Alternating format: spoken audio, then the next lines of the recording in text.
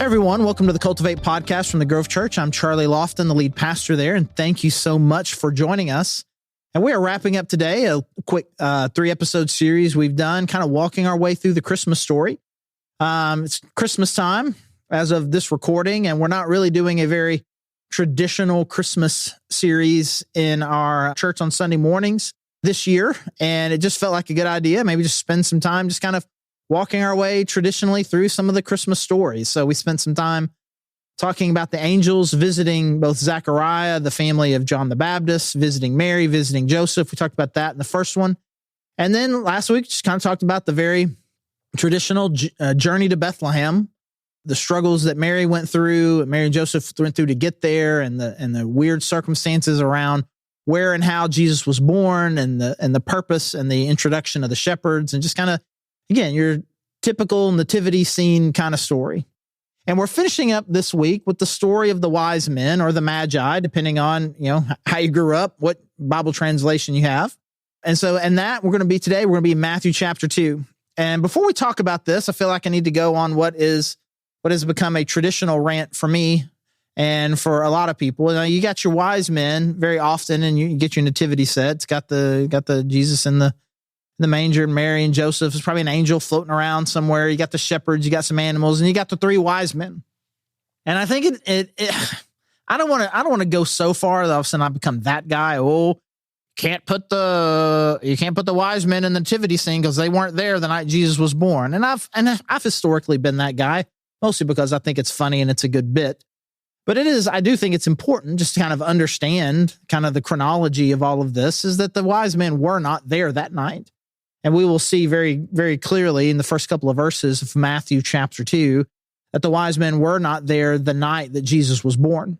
And so my joke has always been, this is that they came from the east, my joke has always been that you should take the wise men from your nativity set and put them somewhere else in the house east of where your nativity set is. And, you don't have to keep it to scale or anything. Just put them on the other side of the room, other side of the house, make it a good conversation piece. I joke about that. People laugh. Ha ha ha ha. I've been married. This will be maybe our 29th Christmas together. And I've never successfully moved our wise men away from our nativity set in our house. And my wife just gives me that look. He's like, I don't even know your wife. What look are you talking about, bro? When I say your wife gives you that look, everybody knows what I mean. Anyways, so we're going to look at this story, and it's traditionally tied to the Christmas story, because Matthew doesn't really talk much about kind of the traditional part with the shepherds and those things. He kind of moves past that. He goes kind of straight in Matthew chapter 1 with the angel visiting Joseph. And it just says, his birth narrative is essentially this: he did not consummate that marriage until she gave birth to a son, and he gave him the name Jesus. That's it. That's all it says. And so then it goes into the story of the wise men. Verse 1, after Jesus was born in Bethlehem in Judea. And so we don't really get that. And so it is what he says when he thinks about the start of Jesus. This is what Matthew focuses on. And, and he was probably young enough. And so it's just kind of long time been associated with the Christmas story, which is, of course, fine. But put your nativity set, separate him from your nativity set, put him on the east side of the house. All right, let's get into it. Matthew chapter 2, starting verse 1. After Jesus was born in Bethlehem in Judea during the time of King Herod, Magi, which again is kind of the fancy word, or traditionally wise men, right, from the east came to Jerusalem and asked, where is the one who has been born the King of the Jews? We saw a star when it rose and have come to worship him. All right, let's make sure we understand the context of this. So from what we know, it would seem that these wise men, these kind of wealthy, influential, stargazer, maybe ruler type of people, kind of your upper class kind of, maybe they were kind of mystical, wealthy astronomer / astrologer types. Anyways, they are somewhere east of Israel, and a star appeared in the sky, and they saw the star in the sky and interpreted it to mean that there had been a king born in Israel. We don't have any evidence that anyone in Israel saw this star and interpreted it in that way, but they did, which is a really interesting thing. Like this is one of my favorite parts of the story, is that somewhere these astrologer types had this tradition and had this understanding of if a certain type of star appeared, it would mean this. And so then they see it and they come to the understanding, having seen this star, that there has been a king born in Israel. Like, just think about that for a second. Like, there was some point in which there was some prophecy made in this Eastern culture that if you see a star like this, for them, if they came from the East, which would then have been in the Western sky for them, if you see this particular star, that means that a king is born in Israel. Because again, from wherever it is they are, the star is not going to be hanging over the country of Israel. Like, what would that even mean, right? The star's in the sky, and it's not directly over a particular country. And so from where they were, there was some tradition that they had, some insight that God used, probably some pagan beliefs that they had perhaps, or maybe God visited them specifically in a vision. He worked through their culture and their understandings of God, who was to deliver a very specific message to them. And so they see this star in the east and they're like, wow, well, the king has been born. And because of that, they feel compelled to go and see the baby. Again, this you just see God's hand moving in the hearts of these magi, of these wise men. And so they naturally do what makes sense. They go to what was considered to be the capital city, and they're under Roman occupation. But as far as Israel being a province of the Roman Empire and the historical capital of the country of Israel, if a king has been born, where would you go? You would go to the palace. It only makes sense. So they go to the palace and talk to Herod. And Herod was the king of Israel, so to speak, but really was more just kind of a puppet king that was placed there by the Roman Empire, really kind of functioned more as, a figurehead, really, of someone to kind of make Israel feel like they had a measure of autonomy. I mean, he had no real power. He wasn't a king in the most traditional sense of that. I mean, Caesar, in any sense that there was a king, it was Caesar. Caesar was the king, not King Herod. And so they go and they say, hey, guess what? We saw where somebody's been born, the king of the Jews. We saw a star when it rose and have come to worship him. And so King Herod knows he didn't have a son that was about to become the king. And so it kind of freaks him out. I mean, it would make sense that it freaked him out. And so again, as we are placing this in Jesus's timeline, the star appears when Jesus is born. And again, this says after he was born is when this happens. And so they see Jesus, they see the star, and then they make a journey. You know how long it took them to get things ready for the journey, you know how long it took, and they go to Jerusalem. So let's just assume for sure that it has been a few months. And so now, Jesus is starting to, he's not a baby. He's very likely not in the barn anymore, right? He probably didn't spend months there after he was born. Anyways, verse 3. When King Herod heard this, he was disturbed, and all Jerusalem with him, which that's wild, right? He's disturbed, which makes sense. But now all of Jerusalem is disturbed. Like, why would they even know? I would imagine that the entrance of these wise men into their city was a big deal. And so that kind of goes to kind of whoever they were, they had such an elevated status that their presence in the city was a big deal. So whatever vibe they were giving off or whatever was known about them I'm sure there were traders that came in all the time from the east to Jerusalem. This was not that. This was not traders. These were people that, like, their presence there was known. Like, wow, what are these guys doing here? And so them coming from the east, the title Magi, the fact that the whole city now is kind of in on their being there and why they're there, all of this really just kind of is meant to kind of give us kind of a level of tension and excitement, maybe, if you will, about who they are. And again, these are not just some random people that came from the east. So again, he's disturbed, king is disturbed, all Jerusalem is disturbed. Verse 4, when he had called together all the people's chief priests and teachers of the law, he asked them where the Messiah was to be born. In Bethlehem in Judah, they replied, for this is what the prophet has written. But you, Bethlehem, in the land of Judah, are by no means least among the rulers of Judah. For out of you will come a ruler who will shepherd my people, Israel. Interesting thing here. I mean, this King Herod, whoever he is, he just seemed like he wasn't a particularly religious person. I mean, the religious people, the religious leaders, they knew this, but King Herod didn't. So that's a measure of significance. But it's interesting too, that he immediately connected this with their religious tradition and gathered the priests and the teachers of the law. Like, something has happened, something where it seems like it's at the level of God is moving. I need to know if God has anything to say about this.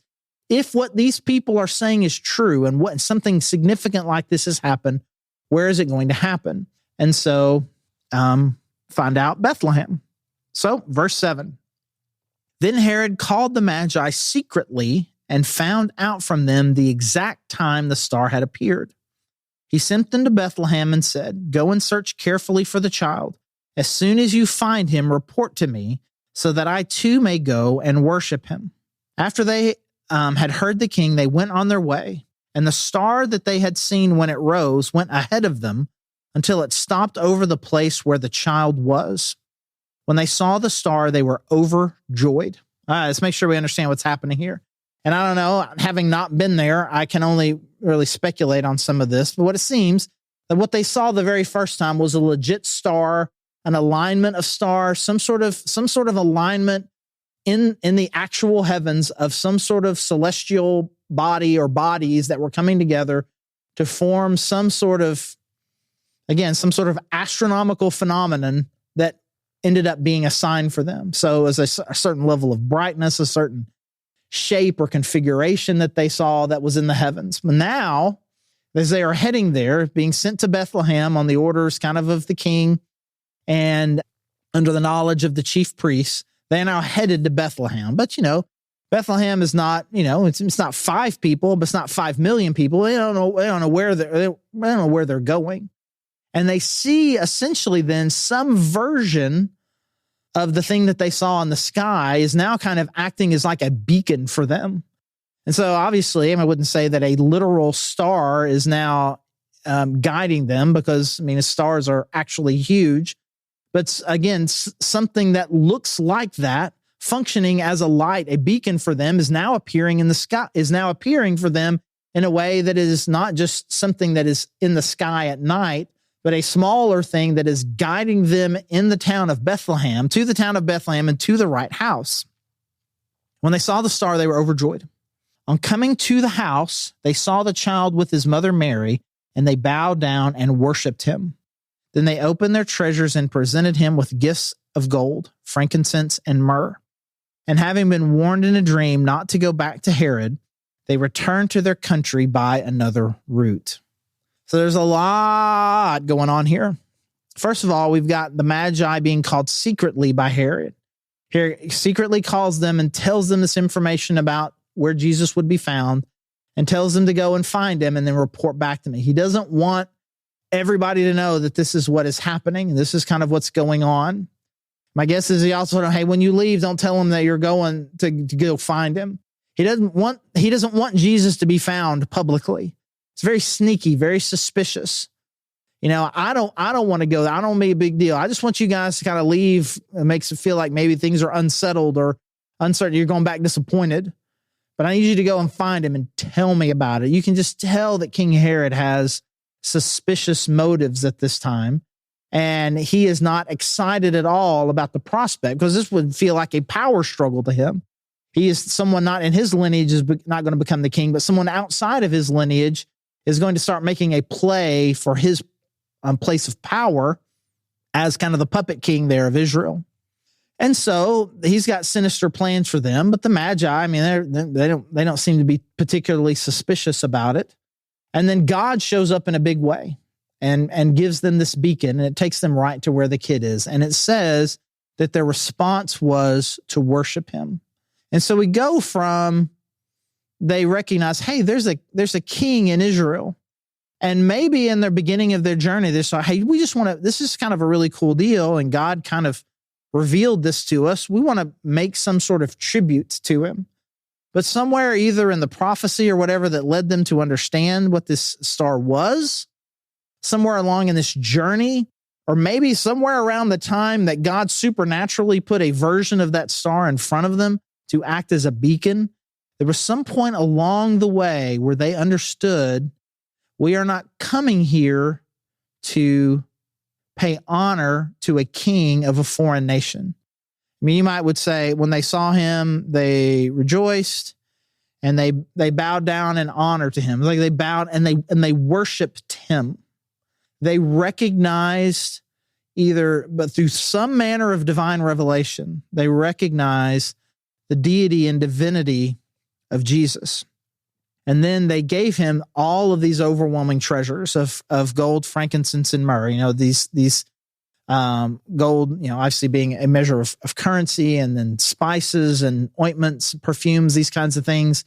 Very expensive. So again, we're just kind of getting a greater elevated sense of these are not just some random. These were incredibly wealthy, powerful people from the East that God made a divine revelation to let them know that Jesus was coming. And the thing that I want us to see behind this, in order for this story to make any sense at all, we've got God working behind the scenes in non-traditional ways to make people understand who Jesus is. And people ask these kinds of questions all the time. Is God working outside of the normal means by which to try to reach people? And we see this, and we see other examples of it too, where God is working outside of traditional means to kind of reveal himself to people. But as he's revealing himself to these men, to these kings, magi, wise men, he is pointing them to Jesus. He's not just trying to make them better guys in whatever religion or moral code that they follow. He is trying to bring them to Jesus. And so God is working in a lot of different ways to change and stir the hearts of people. I think we will always find that in that he is trying to draw people to who Jesus is. And in their case, literally drawing them to him physically. And so now Jesus, who is, born in under very humble circumstances, had no means by which to provide housing for themselves at their birth, and are, his, I don't know if you stepdad. Anyway, Joseph was a tradesman, right? He's a carpenter. He worked with his hands, not very wealthy, didn't have any resources.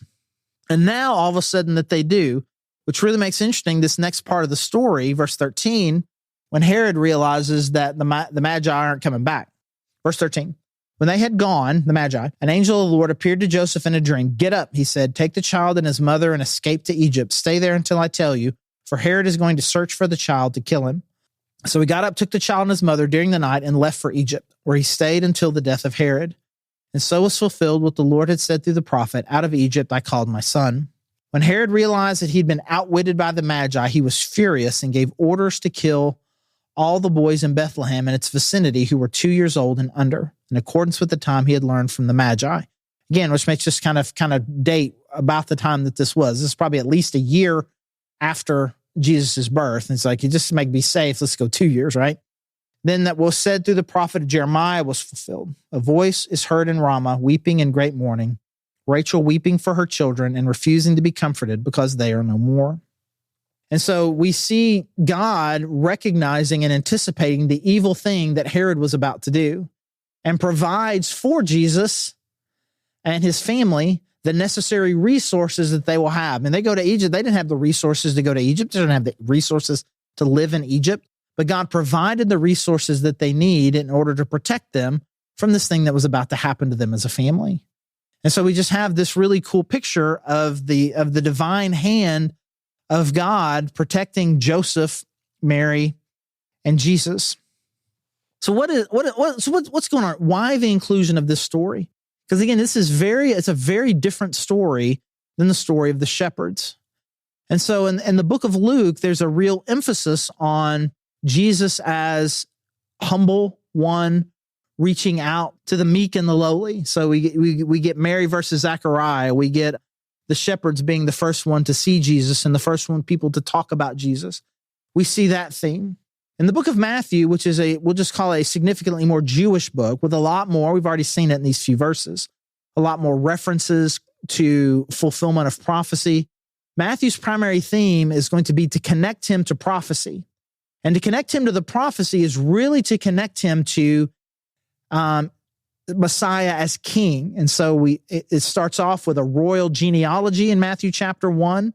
We immediately then at the end, really talk less about Mary and talk more about Joseph, even though not his literal dad, would have been thought of as his dad, and making sure that we connect him, that Joseph was in the lineage of David, and that Joseph is a good and honorable man.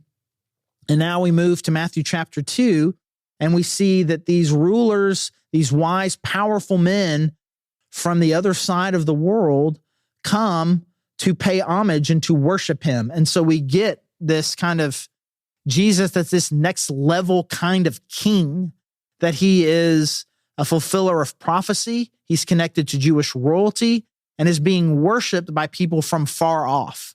And so this story is included here, again, but not because one's true and one's not. I believe all of these stories are true, but the inclusion of this one is to elevate a certain different aspect of who Jesus is. His connection to David as king, and his need for worship, his deity. I mean, there's just all of these kind of powerful, strong images.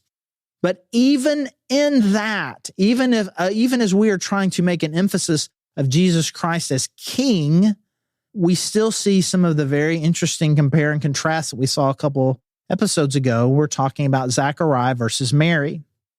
We've got the religious leaders finding out about all of this. Hey, it's supposed to be in Bethlehem. None of them go or are curious. You've got the Jewish king who finds out about this and only feels threatened by it.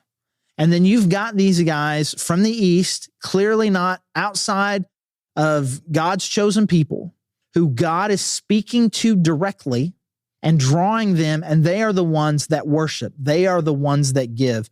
So even in this elevation of Jesus beyond just kind of humble baby born in a barn to Son of God, King of Kings, even in that we still see this theme that we will see in all of the Gospels of it is the unexpected and the least likely ones that ultimately find faith in Jesus. It was not the religious leaders.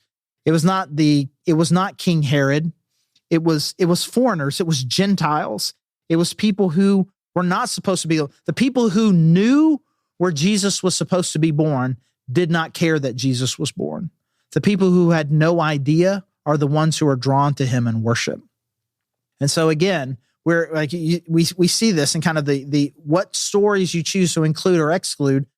What are the themes that Matthew is trying to bring out? Again, he's trying to bring out this the power, the regal nature of who Jesus is. But again, as with all of the Gospels, the hope of Jesus Christ is going to be embraced by unexpected people in unexpected ways. And the people that we should expect to understand, to believe, to put their faith in, seem to be the ones that are the least interested. And that is a primary theme, again, of all the Gospels. And it really should. It should give us pause. Are we, when we think of God entering into our lives, to entering into our world, do we consider it a threat? Do I have my world already in order, and my religion and what I believe is very tidy, and it's what I think, and God comes in and he disrupts that? Is that a threat? Or is the disruption and entrance of God's presence into my life something worthy of travel and sacrifice and worship and giving? Am I one of the expected people that too often tends to reject? Or am I the person who is always ready and humble and ready to be surprised and challenged by an awesome God who's wanting to do incredible things in and through me? So even in the powerful, even in the wealthy, we see that unexpected outsider is the one that seems to be drawn to Jesus. And so for many of us who have been perhaps religious our whole life, who have been believed the right things our whole life, I think there are a lot of these stories in the Gospels that really need to be a challenge to us. Because there are times like you get confronted with something in God's word, you get confronted with something about who Jesus is, about what God's wanting to do, and it feels like a threat to the little system that I have built about who God is supposed to be and what I'm supposed to believe and what I'm supposed to do. I've got it all figured out right now, and I don't have an openness to something new that God is wanting to do in my heart and my life. And suddenly, the entrance of God in a new way into my heart and life becomes a threat rather than a blessing. And so let us, again, as we are getting ready for Christmas, let's come into it with an openness of some really cool things that God is wanting to do in our lives. So I hope you've been able to join us for all 3 of these weeks, these episodes, as we've been kind of walking our way through the Christmas story. And so glad that you've been a part of this. And we would love for you to be a part of our church. If you're not, you can find us at thegrovechurch.org/connect. Let us know that you're listening. If you're local, we'd love to see you. You can get all the details there. If you're not, you can still join us for streaming. You can let us know that you're coming. We would love to know who you are, any way that we can help, serve, love you. Please let us know. And again, I'm Charlie, the lead pastor at The Grove, and thanks for joining us.